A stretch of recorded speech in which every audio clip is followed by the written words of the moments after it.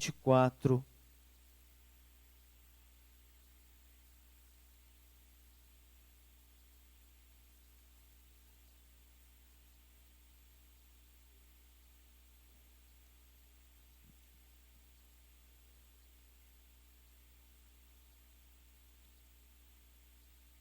Esse texto nós já conhecemos, é um texto que inclusive nós lemos aqui no domingo passado pela manhã.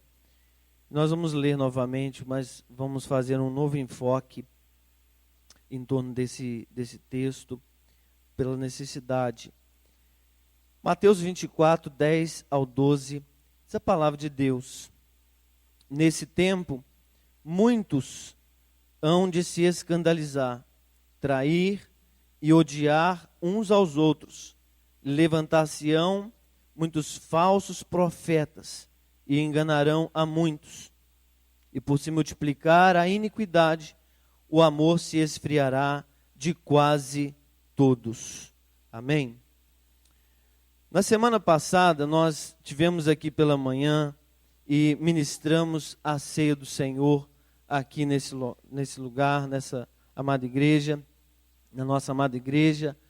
E nós falamos um pouco sobre o amor como um fundamento essencial do verdadeiro cristão. E na ocasião, nós falamos sobre as principais características. Nós quisemos chamar a atenção dos irmãos por características importantes, como, por exemplo, que o amor procede do próprio Deus, né? Citamos alguns textos um texto da palavra de Deus. Falamos sobre o amor como um mandamento, né? Sobre a questão, nós até não acabamos citando que ele é supracarismático, ele está acima dos dons no geral, ele não é um dom comum, como todos podem ter. Uma pessoa pode ter um dom e às vezes eu não ter o dom, mas o amor, ele tem que estar no coração de todas as pessoas. E nós falamos também sobre os efeitos que ele produz no cristão, de refletir Jesus em nós e de motivar as atitudes de Cristo em nós. E nós, de fato, pontuamos algumas verdades que, infelizmente, têm acontecido em nossa sociedade e nós estamos vivenciando dias que são verdadeiramente difíceis para a igreja, difíceis para um testemunho cristão autêntico, diante de tantos fatores que têm contribuído para um aumento da iniquidade no meio da sociedade. Isso está florescendo cada vez que nós observamos, e isso tem atingido os lares de muitas pessoas. As drogas têm assolado tantas famílias. Quantas famílias têm perdido pais? Quantos filhos têm se voltado, infelizmente, contra pais também em nossa sociedade? Estamos vivendo em um tempo de certa forma, um pouco de contradições. Por exemplo, nós citamos sobre a questão da lei do menino Bernardo, que é a lei da palmada, que foi aprovada no Senado dia 4 de junho de 2014, que tem criado controvérsias dentro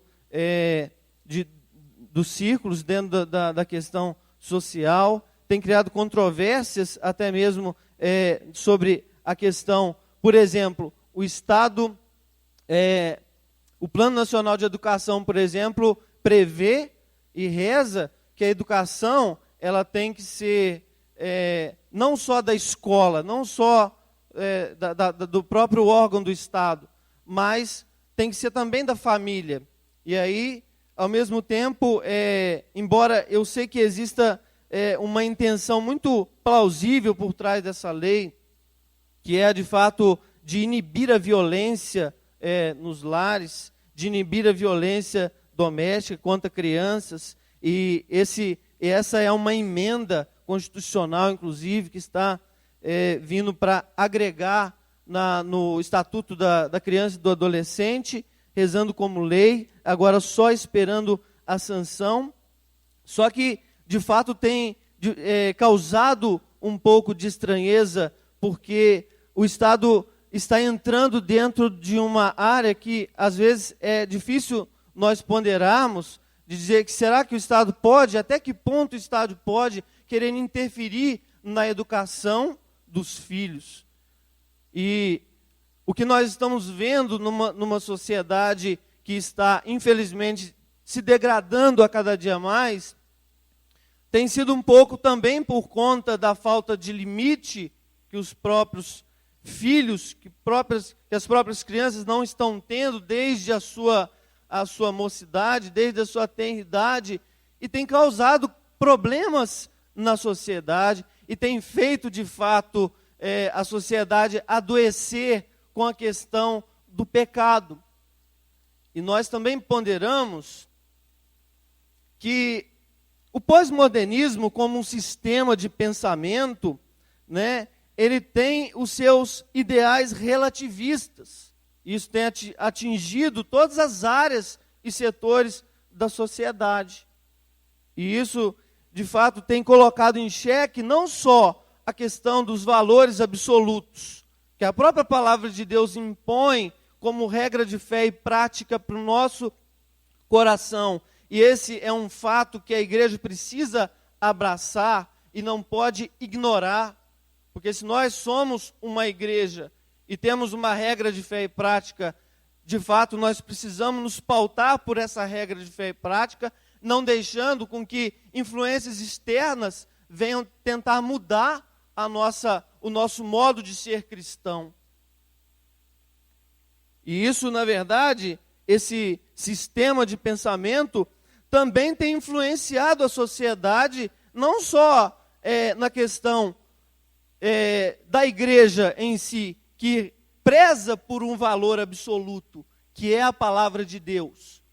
Mas se nós formos perceber, isso está abrindo um pouco de margem, essa relativização das verdades está abrindo também margem para as pessoas olharem para certas situações e certos pecados diante da sociedade, que são até mesmo criminosos, e por isso tem havido uma infração das leis e um aumento a cada dia mais explosivo de pessoas sendo presas, de pessoas sendo autuadas, de tantas pessoas sofrendo. E isso causa o quê? Causa sofrimento nas famílias. Observe o que diz a frase aqui de um texto, de um livro que está correndo em uma escola pública, que uma das mães não suportou, porque ela leu o livro e viu o que o seu filho estava aprendendo. Quem já viu a sua cara? Quem já falou no ouvido desse pai tão escondido? Eu ainda não, mas esperem que um dia descubro tudo. Deus é só uma ideia? Deus é o nome de uma esperança? Deus é um pedido de socorro? Ou Deus ainda é criança e, por ser tão pequenino, tem medo de descer do céu, a terra cá embaixo, tão longe? O que Deus nos deu, eu sei. Vamos brincar de cabra cega. Topamos. E ele respondeu: vou me esconder para sempre. E na sequência, ele vai, na próxima página desse livro, que é A Máquina de Brincar, vai então aclamar e invocar a figura do diabo como um ser melhor do que Deus e de um ser que é bom. Isso é, de fato, um absurdo na sociedade em que vivemos, e os nossos filhos também estão sendo expostos a essas coisas, fora a outros livros, a outros documentos que as pessoas têm tentado, junto ao MEC, aprovar, trazendo conceitos diferenciados, trazendo conceitos de famílias diferentes, que não estão enquadradas dentro dos princípios fundamentais e basilares da palavra de Deus, e nem estão abarcados na ortodoxia da igreja, da qual a igreja precisa prezar e velar sempre. Isso, queridos, nos faz também chegar a essa consideração que nós chegamos a semana passada, de ver que realmente tem se cumprido também nos nossos dias. Mateus 24. Por se multiplicar a iniquidade, o amor se esfriará de quase todos. A palavra iniquidade, ela é traduzida da palavra grega anomia, que é desprezo e violação da lei. E será que de fato não é isso que nós temos percebido na nossa sociedade?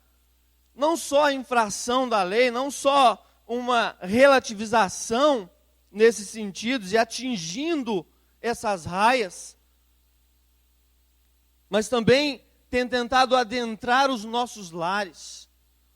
Aí surgem algumas perguntas, queridos, para nós, sobre essa questão desse texto que nós lemos, e de fato tem se cumprido, e nós temos percebido o quanto tem sido difícil para o cristão manter o seu testemunho fiel. E o cristão, ele sofre as tentações também, mas ele ao mesmo tempo é convocado por Deus para amar. Por quê? Porque nós, queridos, temos diante dessa sociedade, embora esse seja um quadro que nós estamos apresentando a princípio aqui, tão negativo para a nossa sociedade, de mudança de paradigmas e de valores, ao mesmo tempo isso tem trago sofrimento. Por quê? Porque o pecado tem as suas consequências. Isso traz sofrimento na vida das pessoas. E aí, de fato, nós somos desafiados de duas formas. Primeiro, a vencer as tentações, porque somos tentados. Mas segundo, de amarmos e estarmos preparados como igreja para amar essas pessoas que muitas das vezes têm vindo feridas aí desse mundo afora.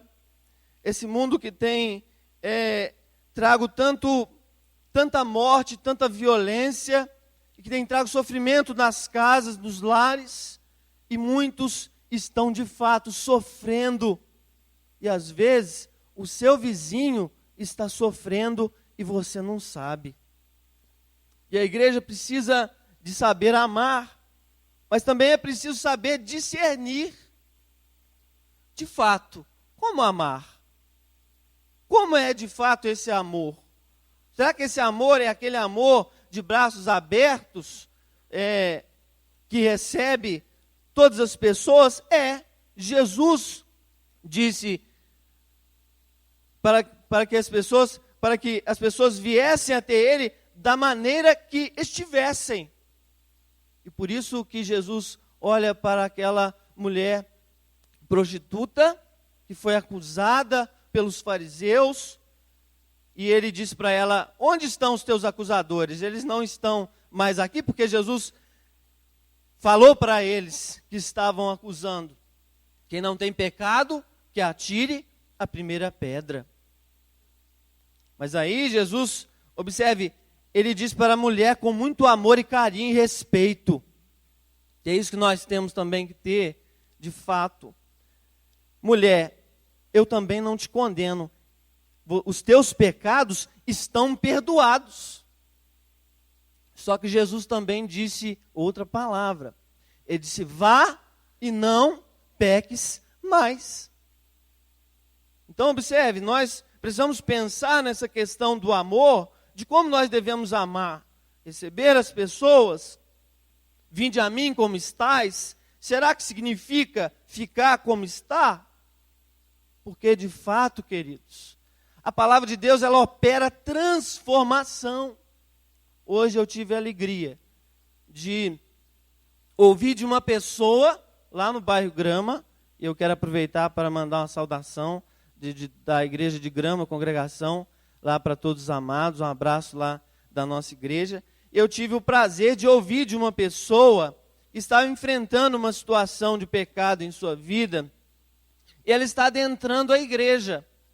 E ela falou para mim: olha, pastor, eu tenho muito desejo de servir a Deus, porque ela já entende assim muito do conteúdo da palavra.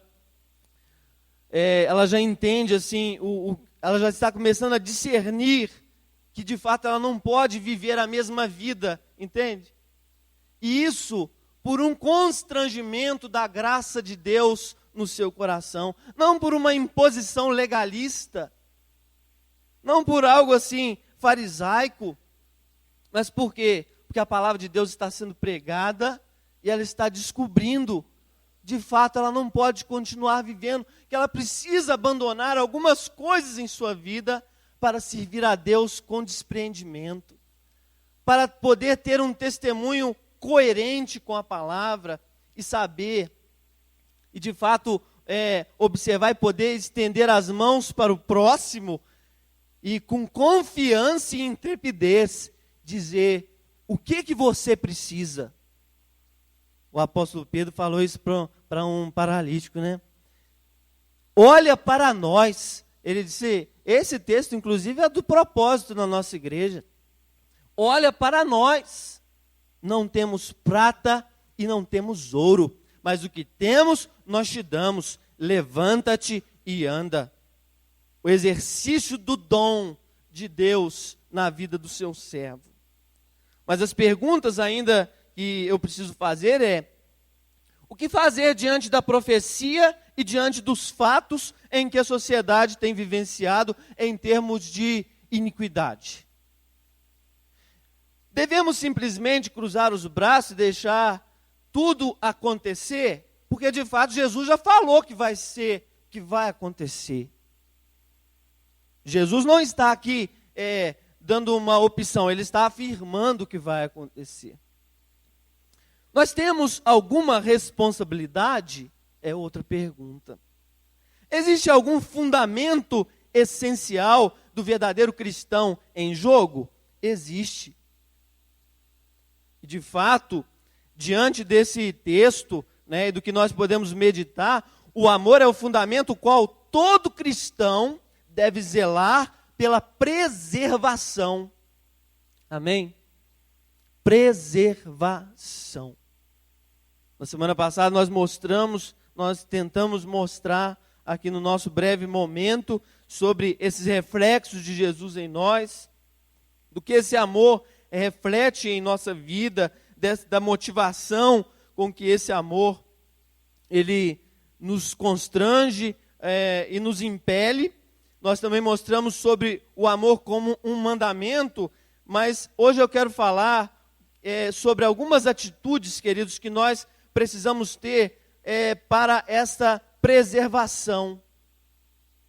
Nós, como cristãos, como igreja do Senhor, precisamos zelar por essa preservação do amor, como esse fundamento tão essencial.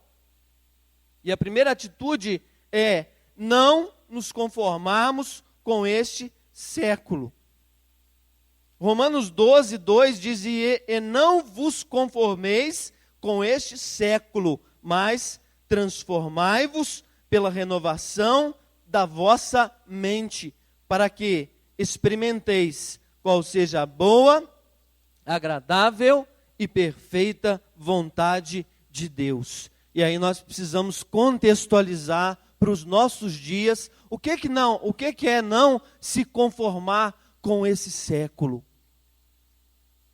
Será que hoje a igreja não está sendo desafiada como as parteiras lá hebreias no Egito foram desafiadas? Faraó deu uma ordem, fez uma lei para elas. Fala, olha, os meninos que nascerem homens das hebreias, vocês matam. Falou para as parteiras dos hebreus, porque os hebreus estavam se multiplicando, né? O povo hebreu estava se multiplicando, aquele rei, ele se sentiu ameaçado porque o povo estava crescendo demais. Israel entrou no Egito com 70, mais ou menos, pessoas. E saiu de lá, sabe com quanto? 2 milhões de pessoas. Pronta para formar uma nação, e onde Moisés vai lá no Sinai estabelecer as leis para que essa nação de fato fosse consolidada como nação. Mas aquelas parteiras, elas foram desafiadas. E agora, diante dessa situação? A autoridade não é constituída por Deus, os nossos governantes não estão sendo, eles não são constituídos por Deus para o bem da sociedade. Deus, os magistrados não são instituídos por Deus, de fato são. Mas até que ponto que as leis que estão sendo estabelecidas não estão entrando de confronto com a Escritura, que é a nossa lei maior? Sabe por quê, queridos, que essa lei aqui é maior para nós? Porque a nossa pátria não é essa daqui. A nossa pátria é a pátria celestial. E as leis da pátria celestial estão aqui na palavra de Deus. Então as leis desse mundo, elas não podem tentar fazer com que nós venhamos pecar contra o nosso Deus. Aquelas parteiras lá no Egito, elas temeram a Deus, a Bíblia diz em Êxodo, lá no 1º capítulo, ou 2º, elas temeram a Deus e não fizeram o que aquele rei mau queria. Elas deixaram nascer. E aí? É um desafio ou não é? A primeira atitude que a igreja precisa ter para a preservação do amor é não nos conformar com este século. Por quê? Porque hoje o conceito do amor tem sido distorcido também. Tem. Hoje o conceito do amor tem sido distorcido, porque em nome do amor as pessoas estão aceitando o pecado dentro da igreja às vezes. E é triste esse fato. Nós até mencionamos um fato na semana passada, de uma das maiores igrejas ortodoxas, que seguia a ortodoxia cristã, da qual foi a mãe da nossa própria igreja, que agora está perdendo membros, muitos e muitas igrejas saindo do meio dela. Na verdade, hoje, Abraão, já mais de 10 mil igrejas já saíram de dentro da PCUSA. Por um lado, o pecado daquela igreja está sendo um mau testemunho, mas por outro, Deus, Ele não se deixa prender pelo fato de uma igreja às vezes cair dos conceitos bíblicos, parar de zelar por aquilo que é de melhor, e ele de fato tem feito romper a sua obra e tem feito a igreja crescer de uma outra maneira. Sabe por quê? Porque nem as portas do inferno podem prevalecer contra a igreja de Cristo. Amém? Nem as portas do inferno. A igreja... E por que a igreja tem caído nisso? Depois nós vamos ver aqui também. Mas qual é o conceito de amor hoje? Né? Não nos conformar com esse século. Quantas coisas que esse mundo tem tentado impor. Eu quero dizer para você, querido, a palavra de Deus, ela está acima da cultura também. Amém? Porque hoje em dia, o que muito tem sido usado como argumento para determinados pecados, para aceitação de determinados pecados, é o argumento cultural.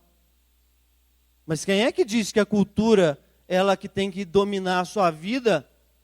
Quem é que diz que a cultura é que tem que, de fato, reger o seu comportamento? Se você é um cristão de verdade, se você é um cristão autêntico, você não vai se deixar levar por isso, amém? Não vai. Por quê? A Bíblia ela está acima da cultura, ou seja, a Bíblia, a palavra de Deus, ela ela é que transforma, ela é que é um instrumento de transformação. Aproveita aquilo que é de bom na cultura, né? O calvinismo também ele contempla essa questão, observando a questão da graça comum, né? Do que Deus faz, dos talentos que Ele derrama sobre todas as pessoas, sobre as culturas no geral. Existem coisas boas, positivas, mas o que há de pecado e o que há de errado precisa ser corrigido, não pode deixar passar. Mas a segunda razão, segunda atitude, melhor dizendo,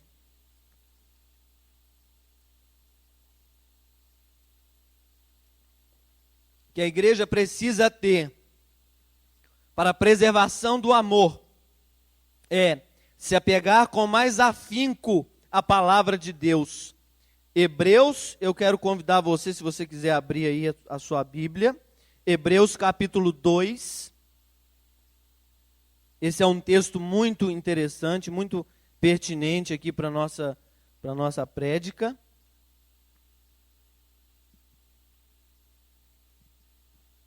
Hebreus capítulo 2, verso 1. Olha aí o que diz a palavra de Deus.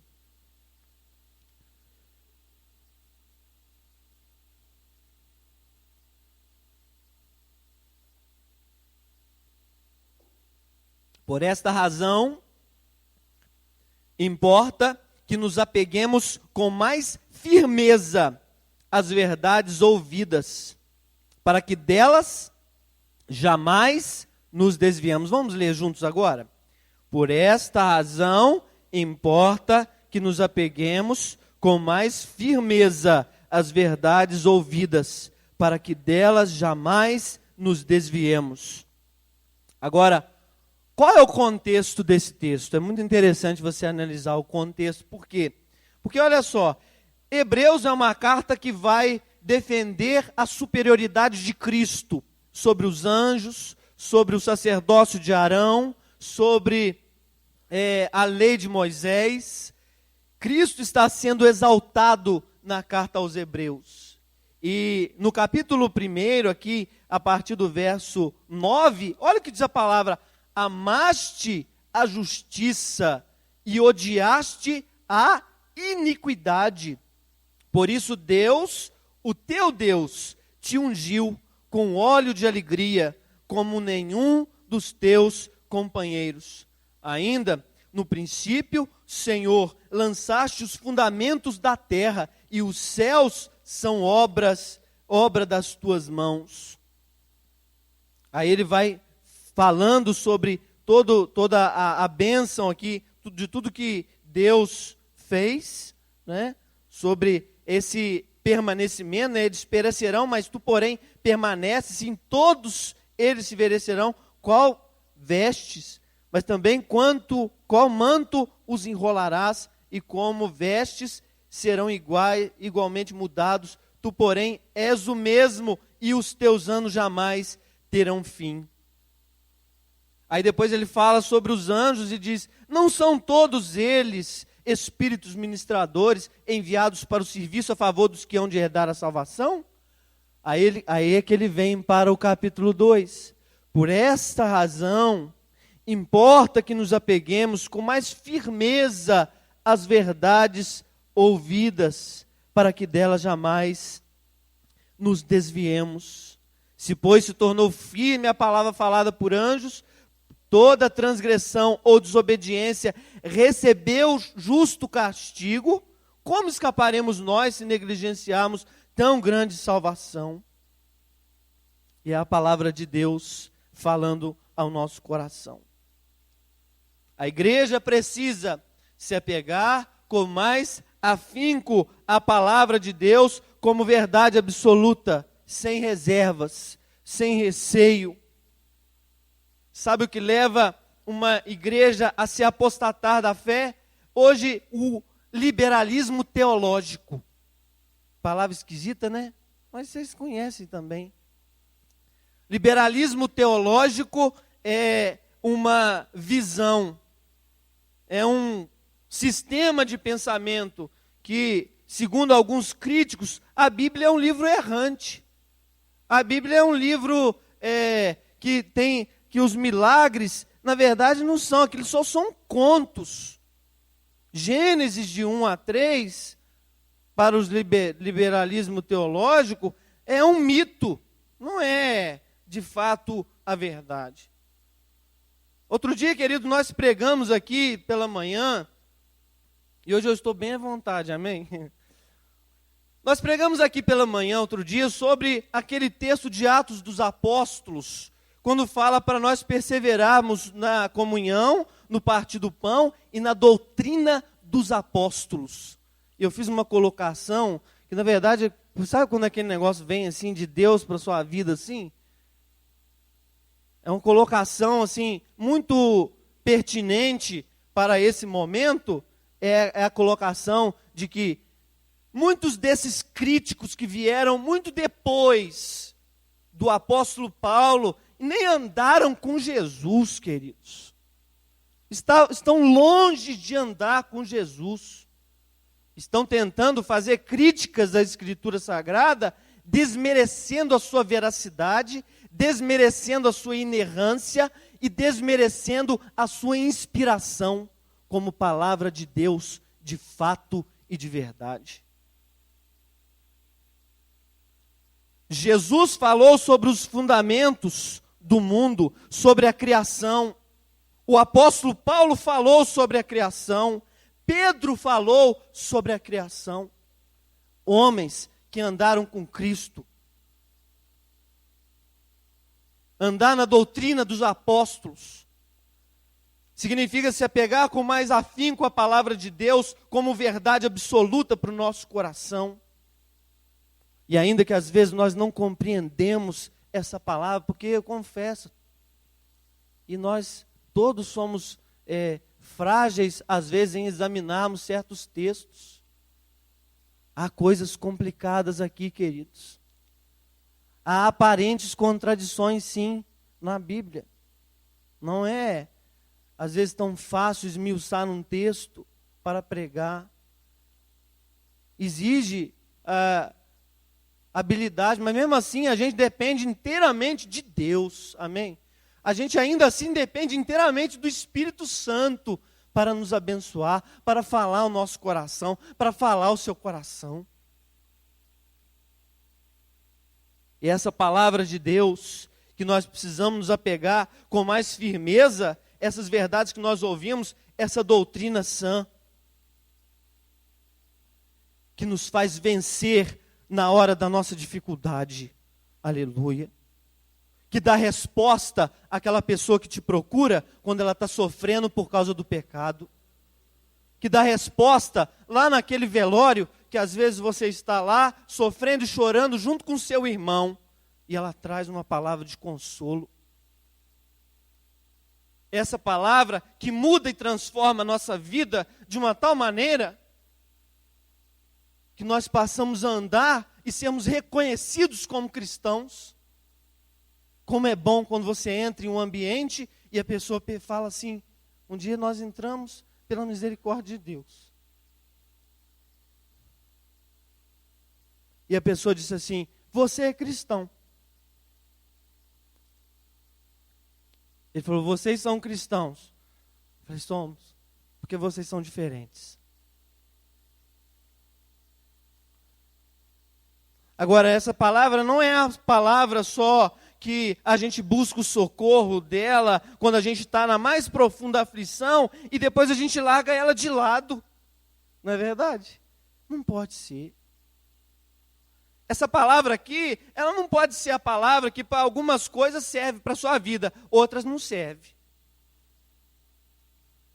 Essa palavra ela tem que ser inteira para a sua vida, querido. Amém? E para a minha vida, essa palavra tem que ser inteira para a igreja. Quando a palavra ela é inteira para a igreja, toda a Escritura e somente a Escritura, sola Escritura, são os fundamentos da reforma, né? Só a fé, né? Só o Cristo, só a palavra, é a palavra de Deus. Por quê? Porque ela é poderosa.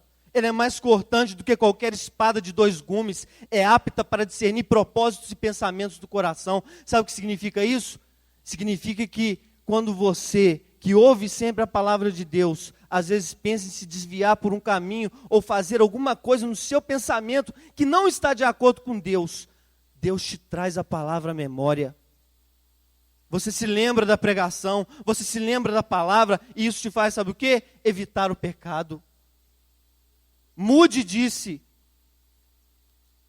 esse livro te fará evitar o pecado, ou o pecado te fará evitar esse livro. Uma sociedade que nós estamos vivendo em plena iniquidade, em crescimento de uma iniquidade, tem carecido de quê? De Bíblia, palavra de Deus. Aprender as Escrituras e viver essa Escritura sagrada para o bem dela. Mas a terceira atitude que a igreja precisa ter, que todo cristão deve zelar pela preservação do amor, é lutar pela preservação da unidade da igreja. Efésios capítulo 4, verso 3. Olha o que diz a palavra de Deus.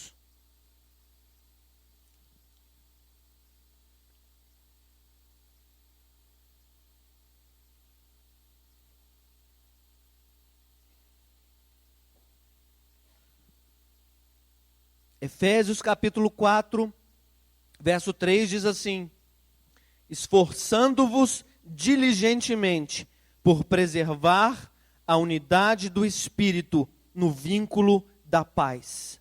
Vamos ler juntos agora que você achou?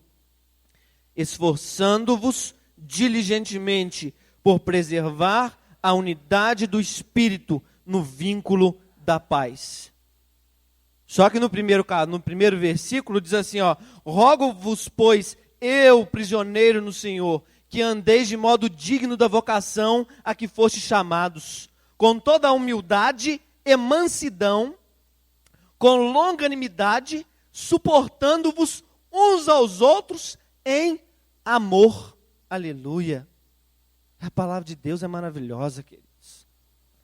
A palavra de Deus é maravilhosa, porque ela se complementa. O que Paulo quer dizer para esses irmãos: olha, é preciso ter amor regendo no meio de vocês, para que vocês consigam suportar uns aos outros, para que haja perdão mútuo no coração, para que haja esse propósito glorioso. A igreja precisa ser unida, por quê? Porque quando a igreja é unida, ela transparece o amor de Cristo para a sociedade.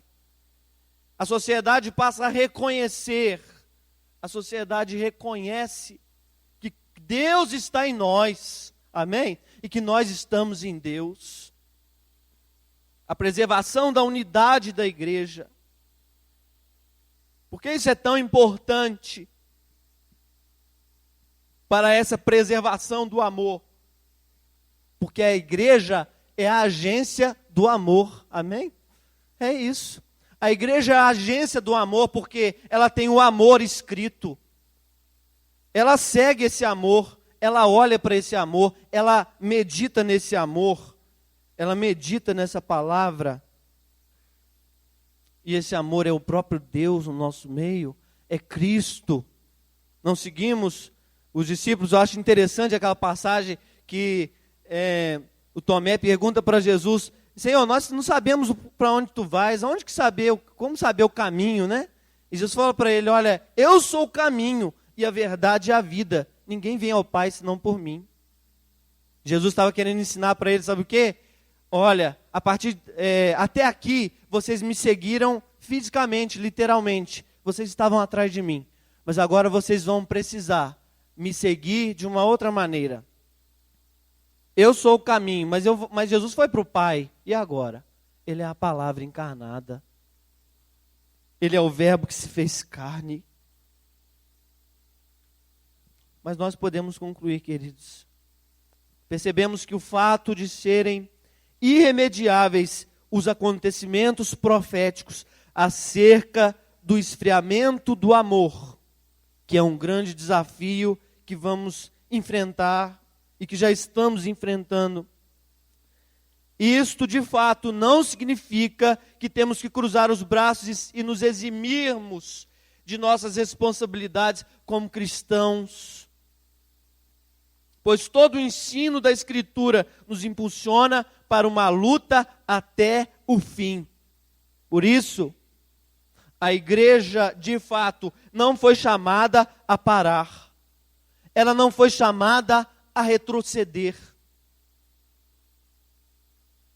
e se conformar, mas para prosseguir como guerreira que não desiste, que luta, que persevera, que busca com toda diligência cumprir o mandamento do amor, pois sabe que esse mandamento é a ponte para a perfeição, como diz Colossenses capítulo 3, verso 14, acima de tudo isto, porém, esteja o amor, que é o vínculo da perfeição. Estamos sendo aperfeiçoados para sermos levados para a nossa pátria verdadeira, a nossa pátria celestial. E esse aperfeiçoamento acontece de glória em glória. Não vamos alcançá-lo totalmente aqui, mas se amarmos uns aos outros, nós vamos sendo aperfeiçoados por esse amor, amém? E nós vamos conseguindo ter resposta para uma sociedade que anda sofrendo as consequências de tanto pecado. É ou não é, queridos? É verdade. Às vezes a gente fala um pouco assim com firmeza, né? Eu tenho um pouco dessa característica, não sei se é muito risonho, ficar fazendo os outros rir, não tem muito esse negócio. É uma característica minha, pessoal. Mas por trás desse cara que às vezes fala meio duro, tá? Por trás desse pastor aqui, que tem lutado, tem um coração que ama vocês, amém? Tem um coração que ama a igreja, que está velando também, junto com os outros pastores, para que você ame mais essa palavra e você nunca abandone ela como regra de fé e prática. Não se deixe levar. Não se conforme com esse século. Não se deixe levar por pensamentos falazes, por falácias, né? Não se deixe levar por pensamentos enganosos, por argumentos que às vezes não prevalecem diante da Escritura. Se apeguem com mais afinco à palavra de Deus sempre. Confiem nessa palavra. Creiam nela como verdade, como regra de fé e prática para a sua vida. Viva essa palavra. E lute, vamos lutar pela preservação da unidade da igreja. Amém? Em nome de Jesus. Vamos orar, queridos. Não sei como é que você entrou aqui nessa noite. Não sei se entrou algum visitante aqui nessa noite, que quem sabe tem sofrido consequências do pecado. A igreja tem sido desafiada a amar numa geração que tem imposto muita dificuldade, porque nós, de fato, precisamos saber separar as coisas. Precisamos saber separar a questão do amor ao próximo, do respeito e do amor por ele, da questão do pecado que muitas vezes está praticando, que está causando sofrimento, e manifestar a graça através da palavra, para que essas vidas sejam constrangidas por Deus.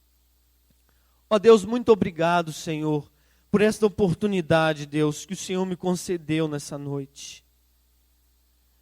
Obrigado, Pai, pela convicção de hoje à tarde, quando eu orei ao Senhor, quando o Senhor, Deus, testificou e me incomodou, Deus, para falar sobre esse mesmo texto que nós falamos na semana passada, um pouco mais de brevidade. Se porventura, Pai, tem alguém aqui sofrendo as consequências do pecado, porque o pecado traz marcas na sociedade, Senhor. O pecado, Deus, tem colocado muitas pessoas, Deus, enfermas. O número de aidéticos, ó Deus, na nossa nação aumentou 11%, enquanto em outras nações esse índice tem caído por causa de promiscuidades, por causa de relações ilícitas, por causa de tantas coisas, meu Pai, que no fim trazem sofrimento para o coração humano. Nos ajuda, Senhor, como agência do amor, a acolhermos essas pessoas de fora que vêm sofrendo com as suas famílias. Oh, Pai querido e santo, firme em nós os conceitos de sua palavra, porque ela é a resposta para esse mundo perdido, Senhor. Abençoa, Deus, o meu irmão e a minha irmã que entraram aqui nessa noite, Senhor. Quem sabe com dúvidas, quem sabe, ó Deus, com pensamentos às vezes que não te agradam, que possivelmente causariam problemas. Dá a Deus a certa direção, a direção correta para cada um que entrou aqui nessa noite. E que ninguém saia daqui, Deus, da forma que entrou. Em nome de Jesus, nos abençoa. Amém e amém. Louvado seja Deus.